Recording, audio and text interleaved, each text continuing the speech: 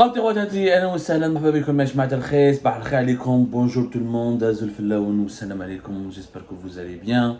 Nous sommes le 3 août 2023 mais chez moi c'est pas un mois d'août. Là où je suis en France, depuis la capitale française et plusieurs régions du nord de la France, il pleut, il fait froid, des pluies torrentielles, des températures de moins de 20 degrés, voire des fois moins de 15 à 10 degrés la nuit. C'est tout simplement incroyable. Il y a eu des pluies, des vents très forts. Ça n'a rien à voir avec ce que subissent nos compatriotes dans la majorité des régions de notre territoire national, pour ne pas dire dans toutes les régions de notre territoire national. Les températures de 44, 45 et la canicule qui se poursuit en Algérie. C'est un décalage climatique extrêmement qui nous interpelle. Mais je ne vais pas parler de cela aujourd'hui. اليوم حبيت نبدا cette journée du 3 août 2023 puisque nous sommes le mois d'août. L'actualité بالك ماهيش حابسه على كل حال en Algérie. L'actualité se poursuit toujours, les rebondissements, les coups de théâtre, les feuilletons rocambolesques, les aventures et les mésaventures des acteurs de l'actualité algérienne ne s'arrêtent jamais. C'est un feuilleton interminable. Nous, le mois d'août, il est propice à la réflexion. Les gens sont en congé, sont fatigués, ils se reposent, ils essaient de réfléchir sur leurs conditions de vie, sur leur avenir, sur leur façon d'être, etc.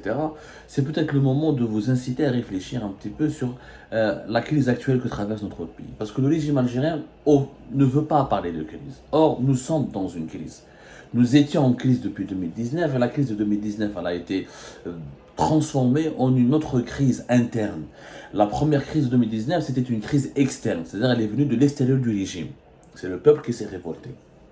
Mais nous sommes dans une crise interne, c'est-à-dire il y a des rapports de force, il y a une mauvaise ambiance, il y a des rapports de force assez violents et négatifs au sein du régime algérien, avec des guerres de clans, avec des tensions internes qui peuvent aboutir à une crise externe comme celle de 2019. La crise de 2019, elle était prévisible depuis 2018. L'année 2018 a été stratégique dans l'histoire de l'Algérie contemporaine parce que c'est l'année qui a permis l'émergence malheureusement dans la crise de succession de Abdelaziz Bouteflika. Et l'année 2023, c'est l'année on est en train d'assister à l'émergence de la crise de succession de Abdelmajid Tebboune.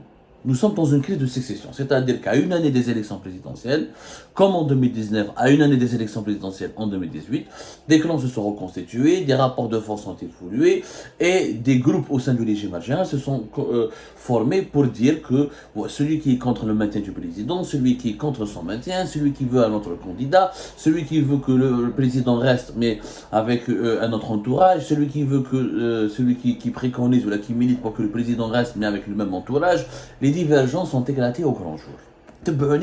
Rappelez-vous 2018. C'était l'année pendant laquelle j'ai fait de la prison.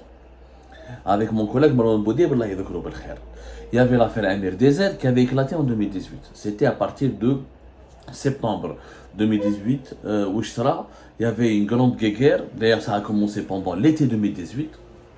Amir DZ contre Yanis Rahmani à l'époque de Nahar TV. Les deux se tiraient dessus. Alors Anis Rahmani, qui était proche du général Belqser, patron de la gendarmerie nationale et du ministre de la justice à l'époque, Taïb Louh, torpille et accusé MRDZ d'être au service, d'être manipulé par un clan des services secrets qui était celui du général Bachir Tartak, patron coordinateur des services secrets. Bachir Tartak étant proche de Saïd Bouteflika, alors que Ghalib Belqser s'était rapproché, avait tourné le dos au Bouteflika et s'était rapproché de Gaïd Salah, le chef d'état-major de l'armée.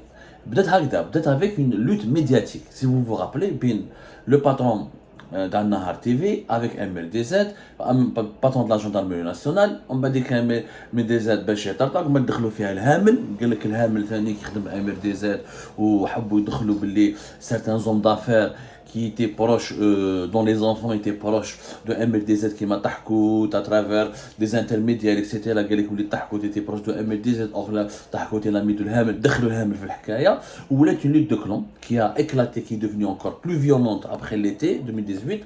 On va dire que la fête à la cocaïne, etc., le tahbih al-hamil, etc.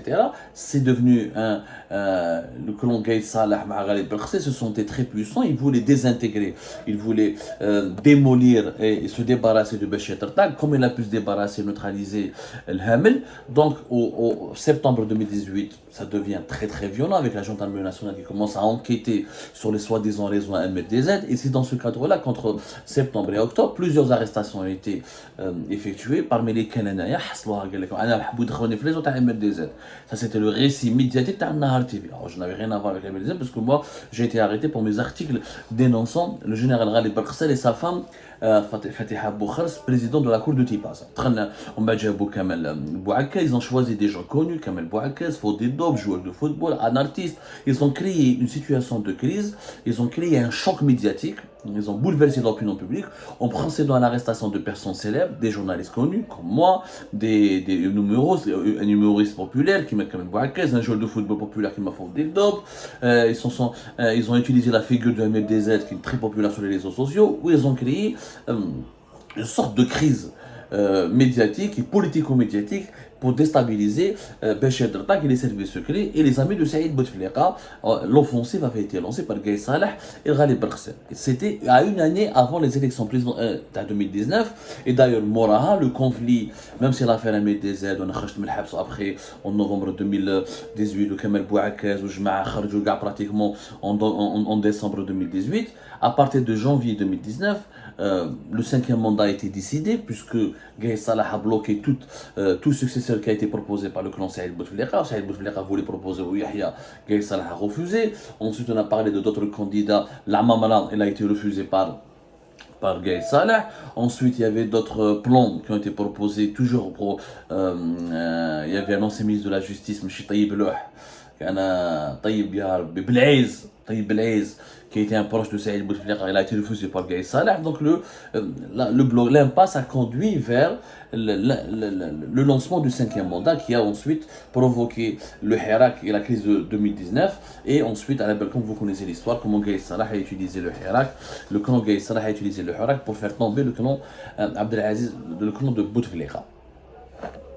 Nous sommes, si on regarde la configuration de 2023, elle ressemble étrangement à la configuration de 2018. Aujourd'hui, il y a un صراع كبير راهو في صراع إعلامي.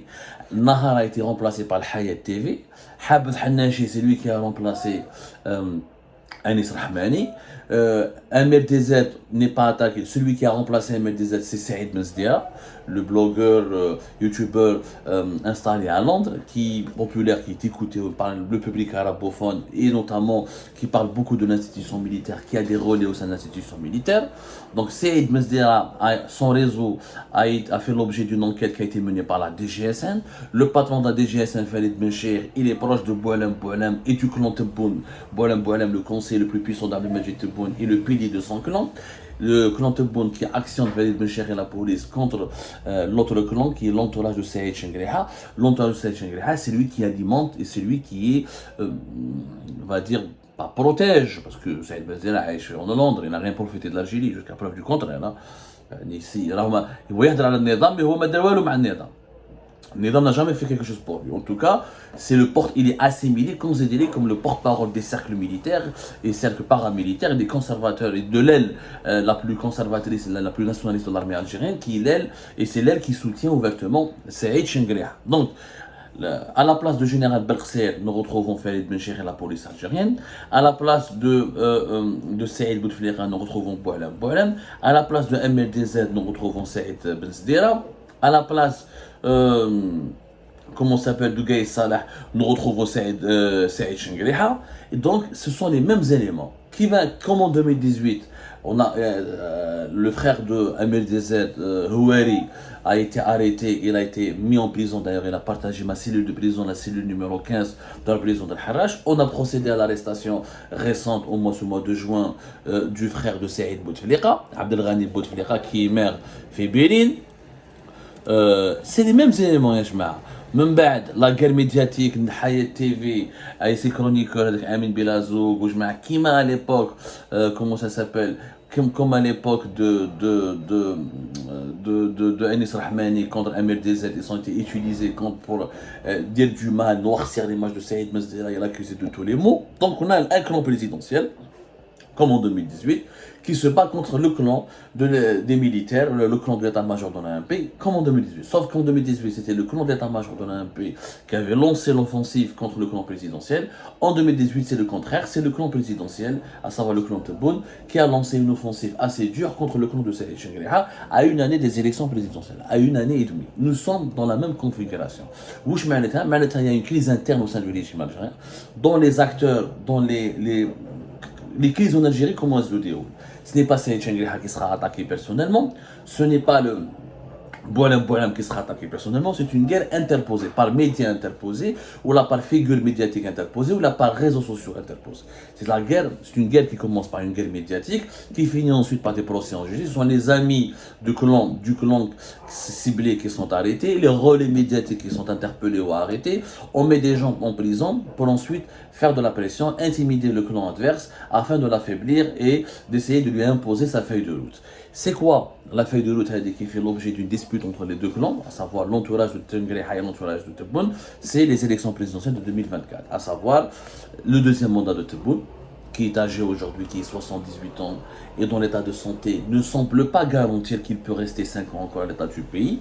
Ça cause problème. Même si Saïd Chenghriha n'est pas anti-deuxième mandat, le clan Saïd Chenghriha voudrait nettoyer l'entourage du président. C'est-à-dire que l'état-major de l'AMP voudrait que Tebboune fasse un deuxième mandat sans Boualem, sans plusieurs de ses conseillers, sans plusieurs de ses ministres actuellement du gouvernement. Il veut peut-être que l'État, enfin peut-être c'est sûr, l'entourage de Saïd Chenghriha veut faire du deuxième mandat un mandat présidentiel où c'est l'armée réellement qui décide de tout et que le président Tebboune n'est que la façade civile. Alors que Tebboune a inversé un peu les rapports de force à partir de 2020, fin 2021 et début 2022 en essayant de s'imposer, en imposant son entourage, ses conseillers et en imposant une certaine ingérence dans certains dossiers qui était le monopole de l'armée depuis 2018-2019.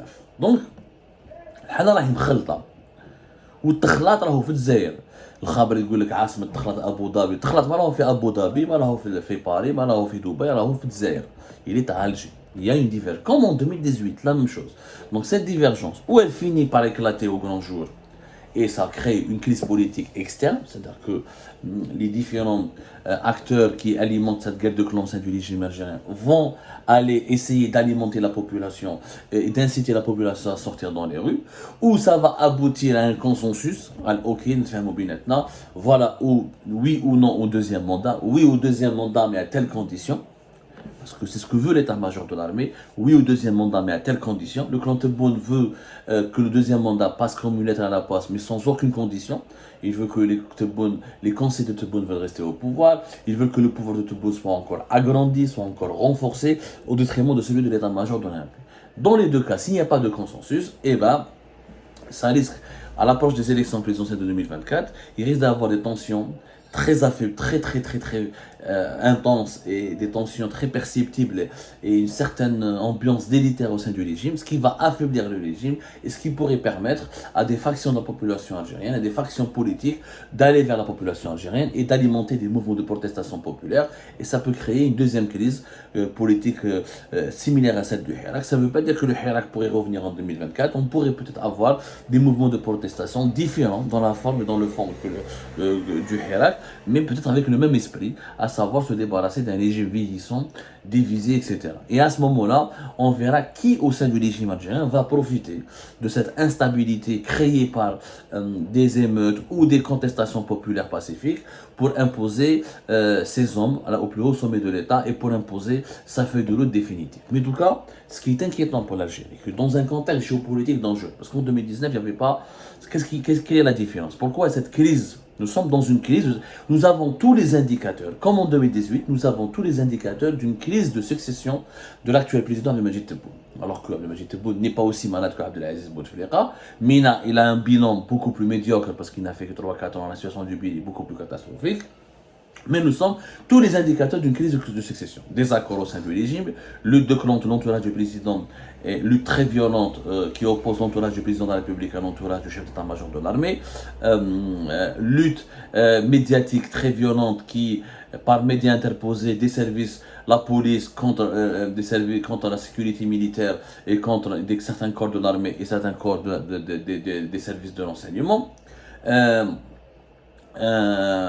En plus, absence de visibilité totale sur qui va participer à cette élection, qui pourrait être le plan B si Tebboune n'y va pas ou ne sera pas réélu, qui pourrait concurrencer Abdelmajid Tebboune et qui pourrait animer cette compétition électorale. Donc nous avons 4 éléments qui indiquent que nous sommes dans une crise de succession.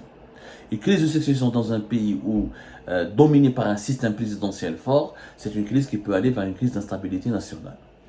La seule différence entre 2018 et 2023, c'est que le monde de 2023 est beaucoup plus dangereux que le monde de 2018.